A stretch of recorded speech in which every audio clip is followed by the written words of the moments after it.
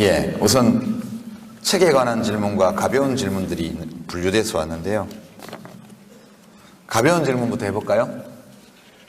책에 대한 것부터 해볼까요? 책에 대한 것부터 해보겠습니다. 이하선님이 질문을 주셨는데, 누가 다스려야 하는가에서 사악하거나 무능한 지배자라는 개념은 학술적인 관점인지 풍자적인 관점인지 궁금합니다. 이렇게 되어 있는데요. 학술적 개념입니다. 이것은 칼 포퍼의 책에서 그대로 인용한 표현인데요. 대개 지배자들은 선하거나 사악하거나 유능하거나 무능하거나 되게 그렇습니다. 제일 좋은 지도자는 선하고 유능한 지도자가 가장 좋죠. 예, 제일 위험하고 끔찍한 지도자는 사악한 동시에 유능한 지도자가 제일 무섭습니다. 사악하지만 무능한 지도자, 지배자. 좀 덜 해로워요. 그렇게 말씀드리고, 송가영님, 이 시점에서 왜 국가란 무엇인가에 대해서 생각해보고 책을 쓰셨는지, 독자들이 꼭 이것만은 놓치지 말아줬으면 하는 메시지가 있으신지, 이거는 아까 말씀드린 것처럼 주권자로서의 자각, 그러니까 대통령이 뭘 많이 잘못하고 있으면 내 책임이다 라고 생각하는 거예요. 그게 굉장히 중요한 것 같아요. 이명박 대통령이 뭘 잘못하신다, 또는 과거에 노무현 대통령이 뭘 잘못하셨다, 그런 느낌이 들 때 그 대통령의 잘못 속에 내가 책임져야 될 부분이 무엇이 있는가, 이걸 한번 생각해 보는 것이 아주 중요하다고 생각합니다. 예, 정현수님 질문인데, 용산 참사로 책을 시작을 해서 인상이 깊었다. 책에 나와 있지 않은 인상 깊은 사건 하나 더 예를 들어주세요. 이렇게 하셨는데요. 용산 참사는 끔찍한 사건인데 규모가 그렇게 큰 것은 아닙니다. 국가가 저지른 악 중에서요. 되게 우리나라는 이제 용산 참사 정도의 사건에서도 굉장히 깊은 충격을 받습니다. 우리 국민들은. 왜냐하면 대한민국은 대체로 북한과 군사적으로 대치하고 있는 정전 상태에 있긴 하지만 내부, 사회 내부의 치안이나 질서, 이 사회 분위기가 매우 평화로운 나라입니다. 민간에는 총도 없고요. 예. 그렇기 때문에 공권력이 상대적으로 매우 강합니다. 그래서 치안이 굉장히 안정된 나라라고 말할 수 있습니다. 이 정도면. 유사일에 인간이 살아온 사회에서 오늘날 대한민국만큼 법과 질서, 치안이 안정된 그런 상태라는 것은 아주 희귀한 예외에 속한다고 할 수 있죠. 국가가 저지른 악이라는 것은 필설로 다 할 수 없을 만큼 끔찍한 것들이 너무너무 많습니다. 히틀러의 죄악, 이것은 책을 통해서, 영화를 통해서 여러분들 많이 보셨죠? 신들러 리스트라든가 이런 것들. 스탈린의 대숙청도 추정치로 3천만 명 정도를 학살한 것으로 그렇게 기록되어 있습니다. 모택동, 마오쩌둥이 일으켰던 문화대혁명, 또 여러분 소설을 통해서 많이, 또는 영화를 통해서 우리 공리가 출연한 영화, 한중수교 후에 바로 들어왔던 그런 영화들도 있었고요. 여기서도 수백만 명의 희생자가 났던 것으로 알려져 있습니다. 이런 것들은 모두 국가가 저지른 끔찍한 죄악들이고요. 국가 권력과 종교 권력이 일체가 되어 있던 중세기 유럽에서 벌어졌던 인권유린, 마녀재판, 이런 것들이요. 이런 것도 정말 끔찍한 국가범죄에 해당됩니다. 가까이 아시아로 와서는 일제 때 일본 제국주의자들이 저질렀던 민중학살, 이런 것들도 그렇고요. 해방공간 혹은 6.25 전쟁의 와중에 그 뒤에 빨치산, 소위 빨치산 터벌작전 시기에 벌어졌던 양민학살, 제주 4.3, 이런 것들은 우리 역사에서 기록되어 있는 국가범죄들이죠. 아주 극단적인 이제 캄보디아의 크메르루즈라는, 젊은 분들은 오래전 일이라 잘 모르실 수도 있는데, 킬링 필드라는 영화가 유명했죠. 전체 인구 중에서 약 전체 인구 10명 중에 1명 이상을 학살한 것으로 나옵니다. 그러니까 캄보디아에서는 지금도 그 나라가 빈곤을 못 벗어나고 있는데 의사, 기술자, 간호사 등등 소위 전문직 종사자 중에 살아남은 사람이 거의 없었습니다. 크메르 루즈라는 것은 붉은 크메르라는 공산주의자 집단이 권력을 장악하고 나서 프롤레타리아트 혁명이라는 것을 이상하게 해석해서 육체 노동에 종사하지 않는 모든 국민을 거의 다 죽여버렸죠. 그게 이제 킬링필드라고 알려져 있는 크메르 루즈의 대학살입니다. 대개 이념과 관련되어 있죠. 히틀러는 독일 민족의 영원성, 우수성, 인종주의적 그런 관념이 주원인이었고, 스탈린의 대숙청, 마오쩌둥의 문화대혁명, 크메르 루즈의 대학살 이런 것들은 공산주의 사회주의에 대한 이념적 오해 이런 것들이 이념적 광신과 결합하면서 나왔던 비극이고요. 우리나라에서 현대사에서 벌어졌던 것은 반공주의라는 이념과 국가 권력이 결탁하면서 국민을 학살하는 이런 거. 5.18 광주민주화운동도 마찬가지 맥락 위에 있는 사건이라고 말할 수 있습니다. 너무 많은 사례들이 있었어요.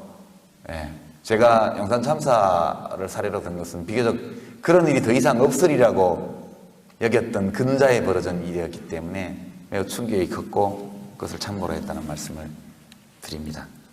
정치는 때로 이념과 결합할 때 아주 무서운 결과를 냅니다. 제일 중요한 것은 세종대왕 얘기를 제가 얼핏 해서 그런데요. 세종대왕이 오시면 잘 할 수 있을 수도 있죠. 국민들이 알아주기만 한다면, 국민들이 알아보기만 한다면 세종대왕이 잘 할 수 있겠죠. 지금은 개인적으로 탁월한 능력을 가진 사람이 와도 문제 해결하기가 매우 어렵게 돼 있어요. 민주주의라는 것 자체가 위대한 인물, 선한 인물이 권력을 잡아서 선을 많이 행할 수 있도록 하기 위해서 만든 제도가 아니고, 정말 사악하고 무능한 자들이 권력을 잡아도 나쁜 일을 많이 하지 못하도록 최대한 억제하는 장치가 민주주의입니다. 민주주의의 장점은 여기에 있는 것이죠. 그러니까 이걸 오해하게 되면 우리는 매번 선거를 통해서 대통령을 뽑아. 근데 매번 실망해. 그래서 임기 중반이 되면 대통령 지지율이 30% 밑으로 내려가요. 끝날 때가 되면은 지지율이 바닥에 있고, 그리고 물러나는 대통령은 손가락질을 받으면서 물러나고, 그 다음 대통령이 새로운 기대를 받으면서 또 등장한 다음에 몇 년이 지나면 똑같은 코스를 밟아갑니다. 이것 때문에 사람들이 선거 뭐하러 해? 선거란 매번 실망하기 위해서 새로운 지도자를 뽑는 절차다. 이렇게까지 말을 하죠. 그놈이 그놈이다. 이렇게 얘기하고요. 그러나 이렇게 보면 정치에 대해서, 민주주의에 대해서 무관심해질 수밖에 없습니다. 위험한 거죠, 이게 정말로. 민주주의에 대해서 우리가 좀 다르게 해석할 필요가 있다고 저는 생각해요. 민주주의 정치제도에 대해서. 김대중 대통령 같은 분이 대통령이 되셨지만 좋은 일을 아주 많이 하지는 못했잖아요. 그 당시 야당과 언론의 견제, 방해 이런 것들 많았고요. 노무현 대통령 경우에도 행정수도 같은 것 옮기는 거는 헌법재판소에서 제동을 걸어버렸죠.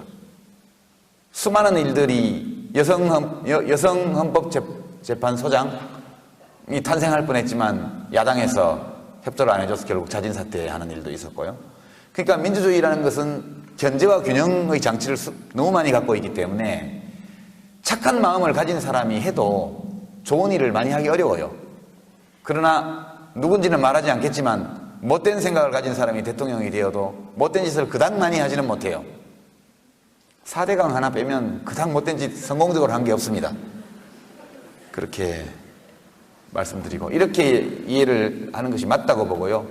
이렇게 민주주의 정치제도를 잘 운영함으로써 가능한 한 좋은 사람이 국가 권력을 장악할 수 있도록 하고, 그가 좋은 일을 계속할 수 있도록끔 참여하고 감시하고 이렇게 하는 것이 해결책이다.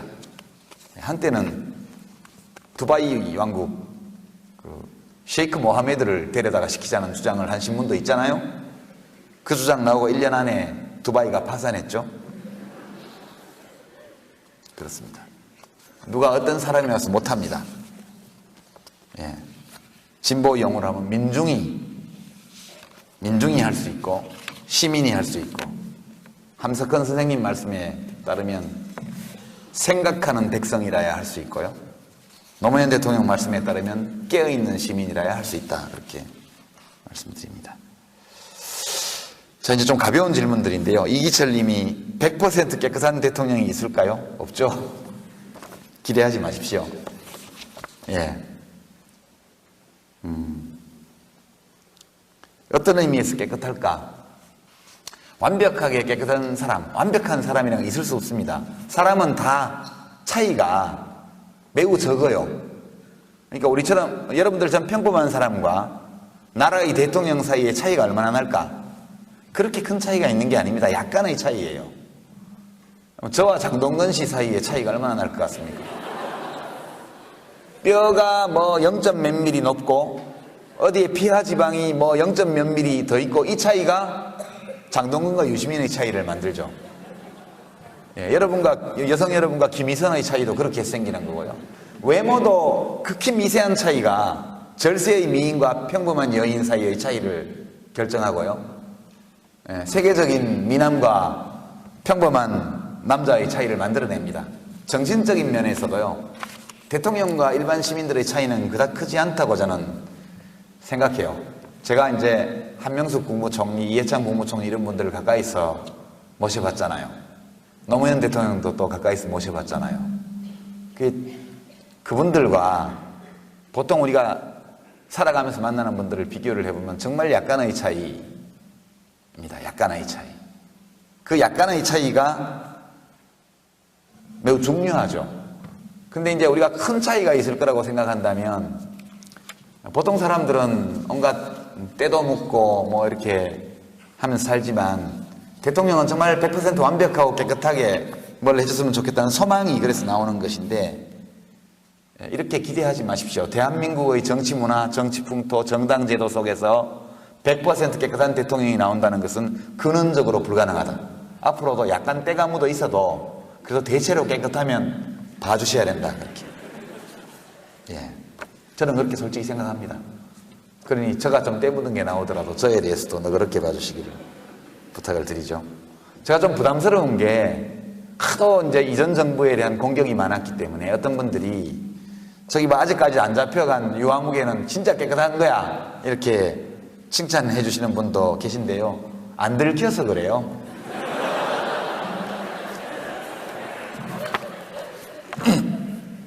그렇게 생각해 주시고요. 예. 전유흠님, 정치인 유시민과 지식인 유시민 중 어느 것이 본인과 더 맞다고 생각하시나요? 예, 이렇게 물어보셨는데요. 예, 이렇게 글 쓰는 사람으로 사는 게 훨씬 좋죠. 그것은 확실해요. 그러니까 이거는 이제 가벼운 질문이 아니고 굉장히 중요한 질문인데요. 제가 요즘도 욕을 엄청 먹죠. 매일매일 제가 욕 안 먹고 포털을 검색해보면 제가 욕먹는 기사가 나지 않고 지나가는 날이 1년 중에 하루도 없습니다. 누군가는 저를 공개적으로 욕해요. 그래서 신해철 씨도 영생의 경지에 들었다고 그랬는데, 욕 많이 먹으면 오래 산다는 기준에 비춰보면 영생의 경지에 들었다고 신해철 씨가 그러던데, 저도 함께 영생의 경지에 이미 들어갔습니다. 근데 이 질문을 보니까 그 생각이 나서, 왜 이렇게 욕을 먹을까? 오늘도 보니까 서강대학교의 어떤 교수님도 저를 욕해 주시고, 또 어느 당의 대표님도 저를 욕해 주시고, 매일매일, 예, 뭐 그렇습니다. 예. 근데 특히 요즘 저한테는 반성문을 쓰라는 요구가 굉장히 높습니다. 왜 그럴까 이렇게 생각해 보니까, 제가 정치를 하면서 지식인 냄새를 자꾸 풍겨서 그런 거 아닐까, 그런 생각이 좀 듭니다.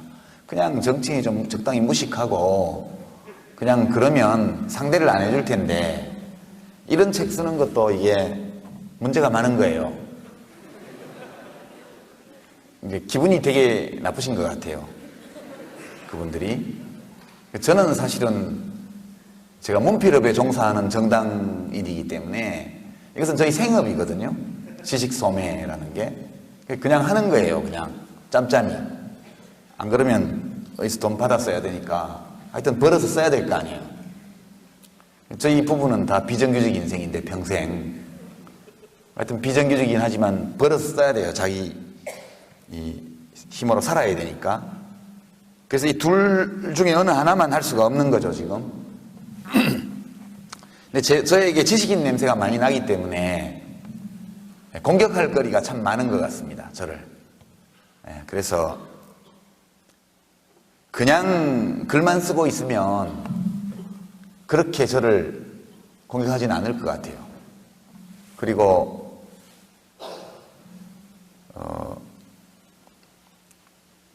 그냥 정치만 해도 괜찮을 것 같은데 이 둘을 다 하기 때문에 문제가 심각하다. 근데 이제 괴로운 것은 정치하는 사람은 지식인들과 논쟁하는 게 임무가 아니지 않습니까? 저는 정치를 하는 게 임무지 지금. 글 쓰는 건 생업이고 제 공적인 일은 정치인데 그 지식인들이 때로 합당한 비판을 하기도 하고 부당한 비난을 하기도 하고 사실관계에 대한 착오도 굉장히 많은데 그거를 대응하다 보면 하루 종일 그 일만 해야 돼요. 하도 많은 분들이 동시에 저를 그렇게 해버리기 때문에. 그래서 무척 괴롭다 이런 말씀 드리고요. 제발 저하고 별로 관계없는 기사 쓰면서 제목에 제 이름 뽑아넣는 거 좀 안 해주셨으면 싶어요. 언론사에서. 뭐 제목에 커다랗게 유시민이 뭐 하면 사기다 이런 제목이 달려서 오늘도 검색해보니까 내용은 아주 좋은 내용으로 그 기사 내용의 95% 이상이 다 그거고 잠깐 제 이야기가 나오는데 그거를 제목으로 그렇게 달더라고요. 제가 진짜 미워하는 사람이 많나 봐요. 저를. 미워하는 사람이 너무 많으니까 그걸 제목으로 올려놓으면 클릭수가 엄청 많아진대요. 언론인 여러분들 저희 인권도 좀 최소한의 보호를 해주시기를 바랍니다. 오혜성님 언제 가장 행복하셨습니까? 군대에서 제대하던 날이요. 예, 그날 정말 제대를 시켜줄까 그런 걱정을 하면서 강원도 화천에서 4시간을 걸어서 사단사령부에 와서 저녁 신고를 하고 버스를 타고 춘천으로 나오는데 그게 버스가 아니고 비행기처럼 느껴지더군요. 세상이 다 제 발 아래에 있고 지나다니는 모든 차들이 전부 저에게 무릎 꿇는 것처럼 보이고 하늘을 붕붕 떠서 가는 것 같았습니다. 노무현 대통령이 대통령 되시던 날도 이때만큼 개인적으로 좋지는 않았어요. 공적으로 제일 좋았던 날은 2002년 12월 19일이었지만 저 개인적으로 제 생애에서 가장 행복했던 때는 군에서 제대하던 날이었다. 애국심이 많이 부족하죠? 유시민 대표의 10년 후의 모습을 상상한다면 조용희님 전화인데요. 10년 후면 제가 63이거든요. 예, 은퇴해 있는 상황이기를 저는 원합니다.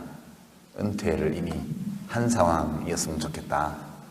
예, 그렇게 생각하고 은퇴를 하고 나면 저희 모습 이제 지금은 새치만 좀 있는데 머리카락이 이제 좀 희끗희끗하게 좀 백발도 생겼으면 좋겠고요. 빨간색 스포츠카를 꼭 몰고 다닐 겁니다. 예, 독일 폴크스와겐에서 나온 조그만 빨간색 뚜껑 열리는 차가 있는데요. 정치를 하기 때문에 외제차를 탈 수 없잖아요. 그래서 다 은퇴하고 나면 꼭 조그만 소형 빨간색 뚜껑이 열리는 차를 사야겠다. 그렇게 생각합니다. 집사람하고 둘이 영화 속의 한 장면처럼 스카프 휘날리면서 그 뚜껑 열린 차를 몰고 국도를 달려보고 싶은 욕망이 10년 전부터 있었는데 아직 실현을 못하고 있죠. 그리고 조용히 살면서 책 읽고 글 쓰고 그렇게 살고 있는 모습을 많이 상상합니다. 10년 후에 그런 상황이 됐으면 좋겠다. 그런 정도. 저에게 주신 질문지는 다 소화를 했고요. 혹시 바로 즉석에서 말씀하시거나 질문하시고 싶은 분들. 예, 마이크가 좀 이동 마이크가 무슨 마이크 준비되어 있는데요. 한 분, 두 분, 세 분, 예, 앞에 6분까지 네 분, 예, 네 분 말씀 듣겠습니다. 저하고 좀 놔주시죠, 다. 예. 마이크 좀 주시죠, 저쪽에. 예, 두 번째 블록의 맨 왼쪽 뒤에서 다섯 번째 줄 남자분. 예.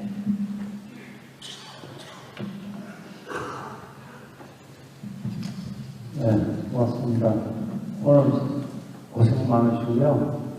지난주 복지부 장관 하던 시절에 많은 복지가 좀 많은 친구로 알고 있습니다. 그 중에 부분이 되게 잘했다고 생각하시는 거 한 가지 말씀해 주십시오. 네.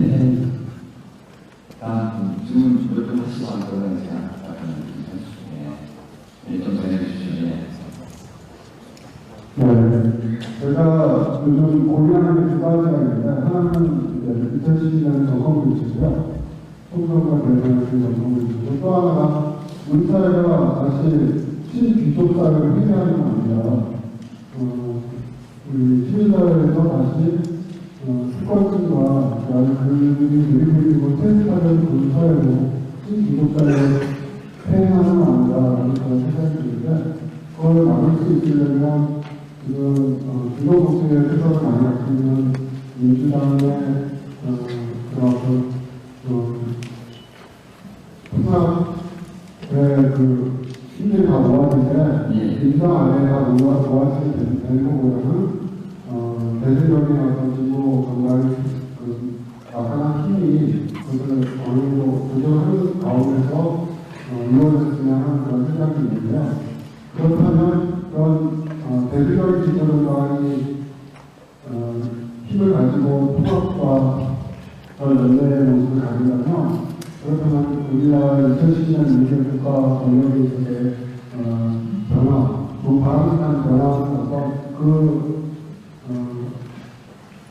그렇지 못한 거하고 그런 거하고의 더 좋은 모습은 어떤 모습일까 그런 모습이 그려봐 주시면 좋겠다는 생각이 듭니다.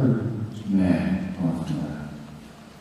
네, 세 번째 질문, 저쪽에, 네 번째 질문이 주 전제 강의 주시면요. 그러면서 앞에 말씀하시죠. 아니, 그 앞에, 왼쪽에, 조금 전에 해주신 분께. 네, 지금 정치권에서 복지국가 논의가 활발한데요. 이전에 이준 선생님께서 어떤 기사를 봤는데, 현재 논의되고 있는 복지국가 청사진에 대해서 좀 비판적인 견해를 제시하는 걸 봤습니다. 현재 논의되고 있는 복지국가에 대해서 좀 구체적인 생각을 듣고 싶고요. 그리고 대한민국 개조론이라는 책을 통해서 사회투자국가론을 말씀하셨는데, 그 사회투자국가론이 국가 발전 모델로서 현재도 유효하다고 생각하시는지 듣고 싶습니다. 예, 고맙습니다. 학생입니다. 이제 21세기에 태어나서 21세기 정부와 사회에 현재를 충분히 누린 사람들이 곧 이제 투표권을 많이 가지게 되고 또 현재도 많이 가지고 있는데요. 이 사람들 사이에서 이제 인터넷이라는 기반이 많이 이제 정치적으로도 활용이 되고 있고 또 이제 그 힘이 강력하기 때문에 또 이제 많이 이제 정치에 대해서 활용되고 있는데요. 그만큼 또 이제 여론 조작에 대해서 필요를 가능성도 큰 그런 아주 중요하면서도 굉장히 조심스럽게 다뤄야 될 시점이라고 생각하는데요. 이런 상황에서 10대 또 유권자들의 청소년들과 20대 청년들에게 유시진 선생님께서 해주실 말씀과 조언을 좀 부탁드리고 싶습니다. 고등학생이었군요. 좀 조심할 걸. 네, 첫 번째 말씀 주신 분 자기 자랑하라고 기회를 주신 것 같아서 좀 약간은 계면적인데요. 이제 제가 2006년 2월부터 2007년 5월까지 1년 4개월 정도 보건복지부 장관을 했는데, 그때 이제 제일 큰 입법은 역시 국민연금법 개정하고 장기요양보험 도입한 거, 그다음에 이제 기초노령연금제도 도입한 거 이런 것들이 제일 큰 입법이었고요. 근데 그런 것보다도 제 기억이 많이 남는 거는 이제 우리나라의 시설아동이 지금 한 2만 명 정도 됩니다. 2만 명 시설아동들이. 그리고 이제 가정위탁 아동들도 꽤 있고 이렇게 한데 이제 그 아이들이 18살이 되면 시설에서 나가야 되는데 정부에서 지원금을 한 몇백만 원 정도밖에 지원을 안 합니다. 그래서 이제 나가서 사회에 정착을 못하고 이런 문제들이 있어서 이제 희망통장이라고 해서 월 3만 원 이내에서 후원자들한테 이제 얻거나 뭐 이렇게 생긴 돈을 저축을 하면 국가가 같은 액수로 저축을 해주는 제도를 그때 도입을 했습니다. 그게 자산 형성 지원이라고 그래서 그렇게 이제 아주 어릴 때 시설에 들어온 아이가 18살 때까지 그걸 꾸준히 하면 한 몇천만 원 정도는 사회에 진출할 때 이렇게 자산을 가지고 나갈 수 있게 해준 거였는데 그게 제일 저로서는 이제 보람을 많이 느낀 것 중에 하나였고요. 두 번째는 지금 그 제도가 또 확대가 돼야 되는데 아직 안 되고 있는데 그 중증장애인들 밖에 이제 나갈 때 활동 보조인을 붙여주는 제도를 그때 처음 도입을 했었어요. 중증장애인 활동 보조인 제도라고. 되게 좀 작은 제도긴 한데 저 개인적으로는 제일 잘했다 생각나는 게 좀 그런 거고요. 이제 어르신들 중에는 이제 조금 그 당시 암 환자들에 대한 본인 부담을 많이 낮춰준 게 있어서 안병동에 가면 제가 인기가 좀 괜찮다고 그래요. 안병동에서만 투표해서 대통령 뽑으면 제가 된다고. 그런 것들이 좀 기억에 많이 남습니다. 나머지 질문 3가지는 좀 복잡한 문제인데 우선 숙명여고 학생이 질문한 거부터 답을 드리면 물론 이제 지금 10대들은 이제 멀티미디어 세대고 정보통신혁명 시대에 태어나서 자란 세대입니다. 인류 역사상 최초의 세대인데요. 이 문명의 이기를 잘 활용하는 능력을 키우고 이런 거 기본적으로 중요합니다만 예나 지금이나 청소년들, 청년들에게 제일 중요한 조언 이런 것들은 별로 달라질 것 같지 않습니다. 제일 중요한 것은 그 시기에는 자기가 진짜 하고 싶은 일, 그 일을 할 때 내가 정말로 행복을 느끼는 일을 찾는 거예요. 그러니까 요즘 유행하는 말로는 다중지능이라고 해서 요새 TV에서 이렇게 다큐도 나오고 하는데 사람이 여러 가지 재능을 가지고 태어났거든요. 근데 그 많은 재능들 중에서 상대적으로 다른 사람과의 비교에서 뿐만 아니라 자기 자신이 가진 다양한 재능 사이에 비교를 해볼 때 상대적으로 우세한 재능이 있습니다. 그걸 잘 찾아서 그것을 잘 발현시키면서 잘 발현시키는 직업에 종사하는 사람들이 삶에 대한 만족도도 높고 성취도도 높은 것으로 그렇게 연구 결과도 많이 나오고요. 경험적으로도 어떤 일을 할 때 그것이 일상적으로 나에게 행복을 안겨주는 일이 제일 좋은 일입니다. 그것은 세속적 기준, 사회의 시선, 부모님의 요구 이런 것과는 상당히 다른 거거든요. 그래서 이제 청소년 여러분께는 지금이 그런 시기이기 때문에 진짜로 내가 하고 싶은 일, 그것을 하면서 일상적인 기쁨을 느낄 수 있는 일이 무엇인가를 찾는 것, 그리고 그것을 찾았다고 생각할 때 그 일을 최소한 남들만큼 잘, 또는 바람직하다면 남들보다 더 잘할 수 있는 그런 준비를 갖추는 거예요. 그런 것들이 청소년기와 청년기에 해야 될 가장 중요한 일이고 그 시기에 이것을 잘 찾아놔야 그 사람의 인생이 삶이 끝나는 순간까지 내적으로 충만한 삶을 살 수 있다. 그렇게 말씀드려요. 아직 어린 나이이기 때문에 주변의 시선이나 또는 부모님의 어떤 기대나 요구 이런 것들을 막 외면하기는 어렵겠지만 어떤 가치 판단의 무게중심을 자신의 바깥에 두기보다는 자기의 내면에 무게중심을 두고 진짜 내가 하고 싶은 일, 내가 잘할 수 있는 일, 그것을 찾는 것, 그게 제일 중요하다 그런 말씀 드리고 싶어요. 제 딸이 대학 3학년인데 이거 아무리 얘기해도 안 하더라고요. 예, 다 마음대로 되는 건 아닌데 여하튼 예, 그렇습니다. 두 번째 질문 주신 분, 아니, 세 번째 질문부터 먼저 하죠. 사회투자국가론, 이것은 하나의 의미 있는 어떤 정책론이라고 저는 생각합니다. 그러니까 사회투자국가라는 것은 기본적으로 물질보다는 사람에 투자하는 그런 정책을 말하는 것이죠.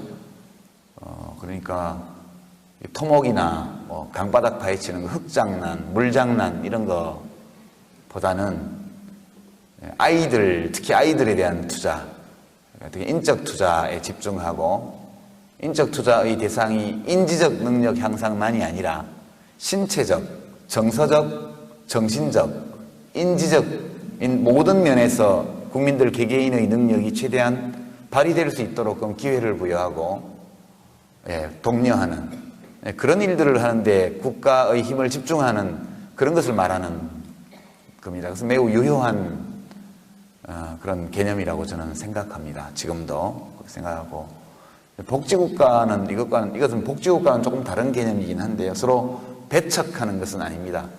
복지국가에 대해서 여러 가지 얘기가 많이 들리지만 복지국가의 핵심은 사람들을, 시민들을 위험으로부터 보호하는 것입니다. 복지국가가 뭐냐 이렇게 묻는다면 사회적 연대를 통해서 다양한 삶의 위험에서 시민들을 보호하는 국가, 이것이 복지국가입니다. 그러니까 복지국가는 무덤에서 요람까지, 요람에서 무덤까지 모든 것을 책임지는 국가가 책임지는 국가라기보다는 시민들 스스로가 연대를 통해서 그 일을 할 수 있도록끔 잘 조직하고 뒷받침하는 국가가 복지국가라고 생각해요. 되게 우리 삶의 위험이라는 것은 전통적 위험도 있고 새로운 위험도 있습니다만, 근데 이제 질병 이런 거요, 질병 이런 것들은 예로부터 있던 위험이고요. 그 다음에 산업재해 이런 거요, 이런 거는 산업화 시대에 들어와서 생긴 그런 위험이고, 또 실업, 일자리를 잃는 거 이런 거요, 다 그렇죠. 그 다음에 이제 소득 없는 노후, 그러니까 이게 굉장히 오래 사는 시대로 왔는데 예전에는 다 일찍 죽었기 때문에 평균 연령이, 생존 연령이 뭐 40몇 세 이렇게 되면 노후 대책을 할 필요가 별로 없었어요. 그러나 지금은 80세, 90세까지 살기 때문에 오래 살면서도 소득이 없는 경우, 재산이 없는 경우, 이것은 굉장히 큰 재앙 내지 위험입니다. 이제 이런 사회적 위험에 대해서 시민들 스스로가 각자 해결하는 부분도 있을 수는 있기는 있습니다만, 그래도 사람들이 서로 연대해서 이 문제를 대처할 수 있도록 해주는 거거든요. 첫 번째는 사회보험이고요. 우리나라에서는 뭐 국민건강보험, 국민연금, 산재보험, 고용보험, 장기요양보험 5가지 사회보험이 있죠. 보험료 내고 혜택 보고, 보험료는 소득에 따라서 비례해서 내고 능력껏 내고, 서비스는 자기가 필요하면 갖다 쓰고, 좀 공산주의 비슷하죠. 능력에 따라 보험료를 내고 필요에 따라 서비스를 쓴다. 이게 사회적 연대의 정신입니다. 사회보험 있고요. 공적부조 있죠. 공적부조. 자기 혼자 힘으로 도저히 이 문제를, 어려움을 극복하지 못하는 특수한 경우에 처한 분들. 예를 들어서 이제 기초생활보장제도, 이것은 김대중 대통령께서 만드신 제도죠. 기초노령연금제도, 소득이 없는 노인들 70%에게 적은 돈이지만 매월 드리는 거, 참여정부 때 만들어진 거고요. 그 밖에 장애인들에 대한 생계지원이라든가 생활지원 뭐 이런 거요. 그 다음에 저소득층에 대한 보육료 지원, 이런 것들 전부 공적부조 형식으로 가는 겁니다. 이것은 사회가 특별한 경우에 처한, 상황에 처한 사람들에게 사회가 뒷받침을 하는 이런 제도고, 보편 서비스가 있죠. 중학교까지의 무상의무교육 같은 게 보편 서비스고, 지금 학교급식, 이 저소득층에게만 주던 공적부조에서 무상급식으로 보편 서비스로 넘어가고 있죠. 등록금 지원 같은 것도 지금 빈곤층 학생들에게 좀 가고 있는 거를 반값 등록금 하게 되면 보편적으로 이제 가게 되는 것이고, 이런 보편적 서비스 같은 것들이 여러 가지 있습니다. 이제 이런 모든 것들을 통해서 시민들이 다양한 삶의 위험으로부터 자기 삶을 지켜낼 수 있도록끔 국가가 주선하고 조직하고 관리하고 이런 것이 복지국가입니다. 사회투자국가는 이 바탕 위에서 한 걸음 더 나아가서 국민 개개인이 조금 더 큰 역량을 가진 인간으로 발전할 수 있게끔 더 깊이 들어가는 그런 개념이다. 그렇게만 간략하게 설명드리고요. 궁금하신 분은 좀 재미없지만 대한민국 개조론을 참고해 주시기 바랍니다. 그다음에 이제 마지막으로 두 번째 질문 주신 내용이 이제 이게 좀 복잡한 건데요. 제가 여기 올 때 우리 당 대변인 옛날에 청와대 홍보수석 하시던 분인데 그분이 참여정부 때 청와대 홍보수석 할 때 지금 은행에서 빚내서 집 사면 낭패니까 정부를 믿고 좀만 기다려 주시라 이렇게 글 썼다가 목이 잘린 사람인데요. 그런 일이 있어서 그런지 저보고 오늘 기자분들이 좀 올지 모르니까 말 조심하라고 그렇게 경고를 몇 차례 주셨습니다. 이 질문 때문인데요. 정치에 관한 질문이요. 그래도 질문 주셨으니까 말씀드리죠. 이제 우리 사회가 신기족 사회로 가는 것 같다. 그 표현이 아주 적확하고 적절한지는 모르겠지만 그런 측면이 있다고 생각해요. 저도.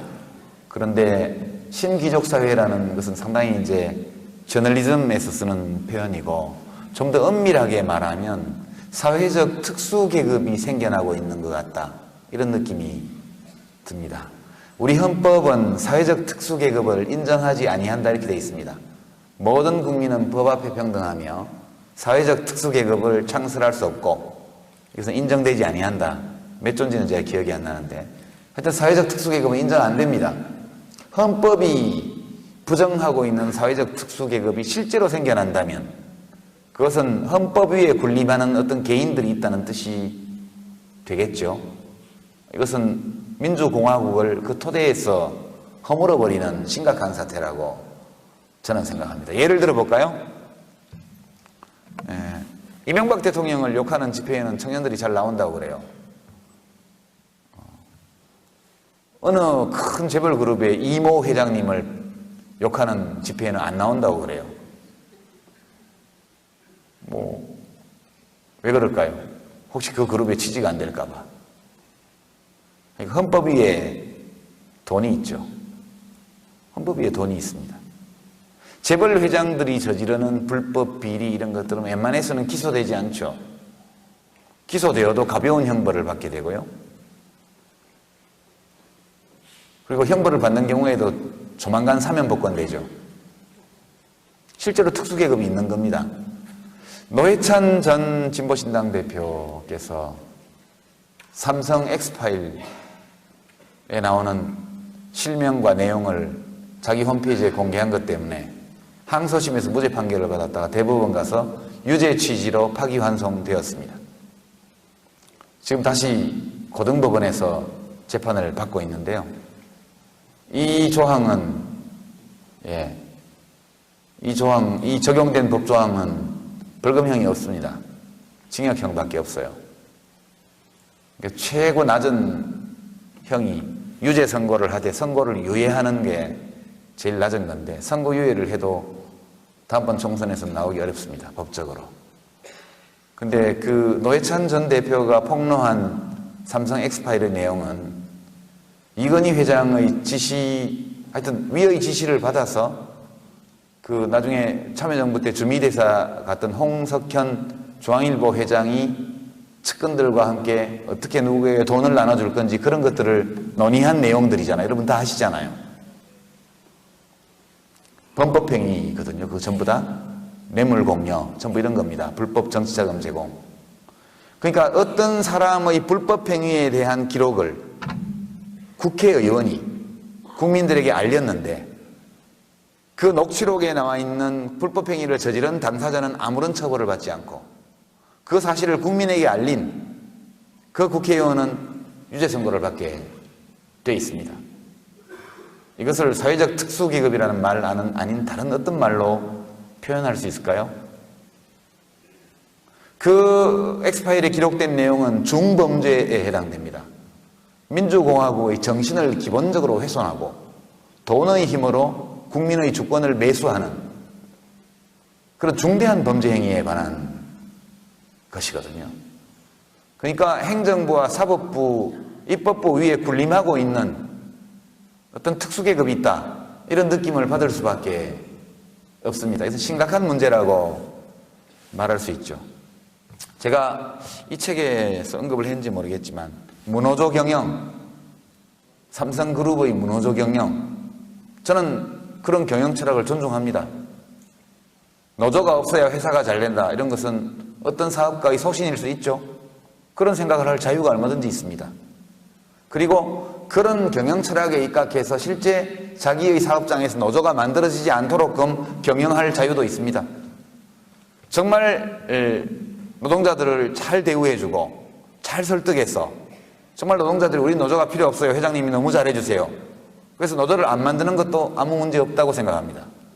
다만 그 회사의 어느 노동자가 우리는 그래도 그럼에도 불구하고 난 노조를 만들고 싶어 라고 해서 노조를 만들 경우 그의 권리는 헌법이 보장한 권리입니다. 헌법이 보장한 노동 3권을 행사하는 것이거든요. 근데 그가 어떤 노동자가 행사하려고 하는 헌법적 권리를 그 삼성그룹이 불법적인 방법으로 그것을 회방났을 때는 처벌받아야죠. 법의 심판을 받아야 됩니다. 그러니까 그런 경영 철학을 가진 것은 자유돼, 그의 권리이되, 헌법이 보장하고 있는 노동 3권을 실제로 행사하려는 노동자의 권리를 불법적인 수단으로 방해하는 것은 범법행위가 됩니다. 그럼 당연히 법 앞에서의 평등이라는 공화국의 정신에 따라서 그 회사는 노동조합법 위반으로, 노동관련법 위반으로 당연히 처벌을 받아야죠. 받지 않습니다. 우리나라에서는. 대한민국 헌법 위에 돈이 있는 것이죠. 재벌그룹의 경영진과 총수들은 헌법 위에 군림하고 있습니다. 이것이 사회적 특수계급이 아니면 무엇을 특수계급이라고 말할 수 있을까요? 이런 생각이 듭니다. 마지막으로 한 가지 사례만 더 말씀드리면, 저는 개인적으로 작년 지방선거 때 경기도에 나와서 떨어지고, 또 당대표로서 지난번 4.27 재보선에서 김해을 선거에서 제가 공천한 후보가 또 졌습니다. 근데 그때 참여당 소속의 그 후보는 야권 단일 후보였거든요. 그 후보의 패배는 참여당의 패배인 동시에 연합공천한 모든 야당의 패배였습니다.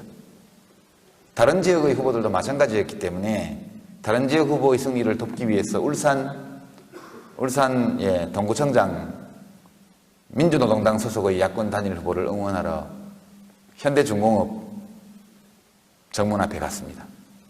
여기서 차량을 세워놓고 강기갑 대표와 둘이 서서 신호등을 바뀌기를 직진 좌회전 신호를 기다리고 오토바이를 타고 있거나 차량에 탑승하고 있는 노동자들을 향해서 1분 30초짜리 유세를 계속했습니다. 자, 두 번째쯤 하는데 좀 이상하더라고요.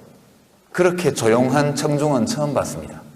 누구도 손을 흔들지 않았고, 누구도 주먹을 쥐어 보이지 않았고, 누구도 박수를 치지도 않았고, 누구도 소리를 지르지 않았습니다. 한 번 신호가 바뀔 때마다 수백 명이 쏟아져 나오는데 정말 조용한 청중이었어요. 오로지 눈으로만 우리를 보고 있습니다. 제가 당황해서 저희를 안내해 주던 민주노동당의 선거사무원에게 물어봤습니다. 왜 이렇게 조용해요? 왜 아무 반응이 없어요? 관리자들이 캠코더로 찍고 있기 때문에 어떤 반응도 보일 수 없다는 겁니다. 거기 정직원뿐만 아니라 사내 하청, 파견 직원들까지, 비정규직 직원들까지 다 뒤섞여서 나오는데 거기서 호의적인 반응을 야당에 보이면 밥줄이 끊어질 위험이 있기 때문에 어떤 의사표시도 하지 못하는 겁니다. 참정권은 노동자이든 사용자이든 모두에게 똑같이 부여된 권리이고, 사상과 표현의 자유, 정치 참여의 자유도 모든 국민에게 똑같이 열려있는 헌법적 권리입니다. 정몽준 씨가 오너죠, 그 회사에. 보수정당의 주요 정치인 중에 한 사람이 오너로 있는 회사에서 돈의 힘으로 노동자들로 하여금 자기의 정치적 의사조차 표현하지 못하게 억압하는 이런 나라를 민주공화국이라고 할 수 있는가? 그런 일을 할 수 있는 사람들을 사회적 특수계급이라고 부르지 않을 수 있는가 이런 생각이 많이 들었습니다. 그날 정말 마음이 무거웠고 슬펐습니다. 그러면서 눈만 마주치고 있는 그분들에게 이렇게 말했죠. 지금 마음속으로 손 흔들고 있는 거 저 다 보입니다. 지금 마음속으로 주먹 불끈 쥐어서 흔들고 있는 거 저희들 다 보고 있습니다. 지금 소리 나지 않게 응원의 함성을 보내는 거 다 듣고 있습니다. 4월 27일 날 꼭 투표장에 가셔서 정몽준 씨도 한 표, 여러분도 각자 한 표, 만인에게 똑같이 부여된 헌법이 부여한 투표권을 꼭 행사해 주십시오. 이렇게 호소했고요. 민주노동당 소속 야권 단일 후보가 압승을 거뒀죠. 그때 퇴근하던 노동자들 중에 적어도 절반 이상은 마음속으로 그 후보를 지지하고 성원하고 있었지만 누구도 그런 의사를 표현할 수 없었습니다. 그래서 헌법 위에 돈이 있는 사회죠. 너무너무 마음이 무거웠고 그때까지 그런 것을 잘 모르면서 정치를 했던 제가 굉장히 부끄러웠습니다. 그리고 지금 질문하신 분 말씀처럼 이 사회가 정말 신귀족 사회 또는 새로운 특수계급이 형성되고 있어서 민주공화국의 정신이 그 뿌리에서부터 위협받고 있는 그런 시대를 우리가 살고 있구나. 정치하는 사람들의 책임이 정말 크다. 그런 생각을 강하게 가지게 되었습니다. 2012년 정권교체 문제, 새로운 진보정당, 민주당과의 통합, 연대 이런 문제까지 함께 말씀해 주셨는데요. 저는 지난 4.27 재보선 과정에서 민주노동당 당원들은 일상적으로 경험하고 있던 일들이지만 저희 국민참여당은 되게 노동 현장보다는 수평적으로 일반 시민들이 인터넷을 통해서 결속한 그런 정당이기 때문에 잘 몰랐습니다. 그런 것들에 대해서. 그래서 그 일들을 경험하고 나서 뭔가 정치에서 큰 변화가 필요하다. 그런 생각을 더더욱 깊게 하게 되었고요. 그래서 저 생각으로는 야권이 너무 정당의 수가 많다. 이런 국민들의 지적에 일리가 있다고 생각합니다. 우리들 각자는 그럴 만한 이유가 충분히 있어서 당을 따로 하고 있지만 국민의 눈으로 볼 때는 너무 정당이 많다. 작은 차이를 가지고 갈라져 있는 정당들이 너무 많다. 이런 것이 국민들의 의견이라고 생각합니다. 다 하나로 합치는 것이 어렵다면 부분적으로라도 자꾸 합치고 통합하고 연대하는 것이 옳은 길이라고 생각합니다. 이 문제는 제가 선택하거나 이렇게 할 수 있는 문제가 아니고 여러 가지 흐름이 있는 문제여서 내일 모레 글피 일요일 날인가요? 진보신당의 당대회가 있어서 그날 진보통합에 대한 의결이 원만하게 그렇게 가결되기를 저는 바라고 있고 이것이 국민들의 요구에 부합하는 일이라고 생각합니다. 그 뒤에 참여당이 또 이 정당과 함께 새로운 정당을 진보정당들과 함께 새로운 진보정당을 만드는 걸 할 수 있냐 이 문제는 여전히 의문사항으로 남아있지요. 그래서 양쪽이 모두 원해야 되는 일이기 때문에 앞으로 이 문제를 둘러싼 정치적 과정이 있을 것이다 이렇게 말씀드리고요. 민주당과까지 포함해서 모든 야당들이 하나의 정당을 하면 어떠냐 이런 말씀에 대해서도 그 가능성을 완전히 배척하거나 배제할 이유는 없다고 생각합니다. 이것은 매우 어려운 일이기 때문에 이런 것들은 당위로만 되는 것은 아니고 야권의 모든 정당의 정치인들과 당원들의 마음이 모아지면 그것도 가능하다고 저는 생각합니다. 이것이 나쁜 대안이라서 안 되는 것이 아니고 이것이 아주 좋은 대안이긴 하지만 모든 이런 야권의 정당들이 다 한 정당을 하기에는 아직 마음이 덜 모인 것 같아요. 그렇고 저희 참여당만 하더라도 요즘 자꾸 이제 반성문 쓰라고 자꾸 그러셔가지고요. 이제 옛날에 어릴 때 그런 기억들 있으시죠? 뭘 좀 해놓고 근데 사실 별로 잘한 게 아닌데 그렇게 생각을 하고 있는데 옆에서 자꾸 너 잘못했지? 빨리 잘못했다고 말해. 빌어. 이러면 빌기 싫죠? 그렇지만 속으로 내가 잘한 게 없지 그런 생각하죠. 그러면 그 다음에는 그렇게 안 하죠. 그런 거라고 생각해요. 그러니까 정책의 차이를 도덕의 문제로 치환해버리고 정책적 수단의 선택과 관련된 어떤 생각의 변화 이런 것들을 윤리적 어떤 회개나 반성의 대상으로 이렇게 만들어버리면 정말 사람들이 마음을 모으기가 힘들 것 같아요. 그래서 이 문제 관련해서는 저희 야권의 정치인들이나 당원들이 문재인 전 이제 마지막 청와대 비서실장 참여정부이셨던 문재인 노무현 재단 이사장님이 최근에 낸 저서에서 하신 말씀이 매우 경청할 만한 좋은 말씀이라고 저는 생각해요. 제 생각을 말씀드리기보다는 문재인 이사장님 말씀은 참여정부에 대한 성찰을 할 때 직접 정권을 맡았던 사람들이 가장 먼저 가장 크게 성찰해야 한다. 그 점을 전제로 하고요.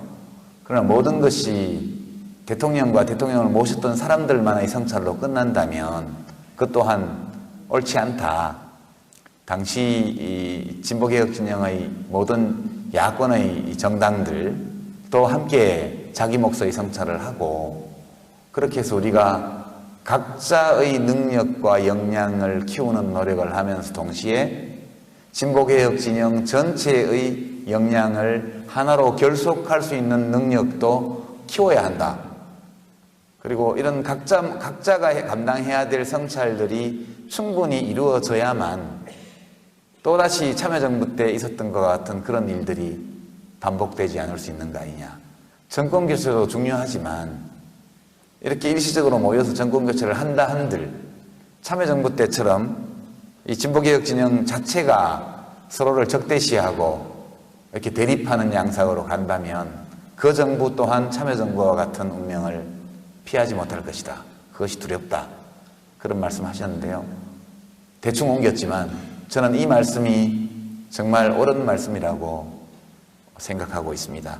이 야권이 그와 같은 과거에 대한 성찰을 크게 성찰해야 될 사람들은 크게, 조금 작게 성찰해도 될 분들은 좀 작게, 그리고 각자 자기 몫의 성찰을 하면서 그것을 토대로 해서 앞으로 대한민국을 더 정의로운 국가로 만들어 나갈 수 있는 그런 목표를 가지고 서로의 힘을 모은다면 그러면 좋은 결과를 낼 수 있을 것이다. 전국적으로는 그 정당의 당원으로 참여하고 있는 시민들 그리고 그 정당들에게 표를 찍어주는 유권자들의 생각 이런 것들이 가장 중요할 것이다. 이렇게 말씀을 드립니다. 시간이 9시 반이 다 되어서요. 여러분들이 저자강연에 기대하신 만큼 의미 있는 내용 있는 강연이 되었는지 좀 두려움이 있습니다. 주신 질문들에 대해서는 원래 예정했던 9시 반 정도까지 제가 답변을 마쳤고 이 정도에서 끝내고 조금 꼭 사인 받으실 분들 많이 늦었고 10시까지밖에 임대가 안 돼 있으니까 너무 기초를 길게 쓰시면 제가 죄송하니까요. 조금만 줄을 서서 사인을 받으셨으면 고맙겠습니다. 이런 정도로 사회자가 제가 그냥 마무리할까요? 사회자 하시죠.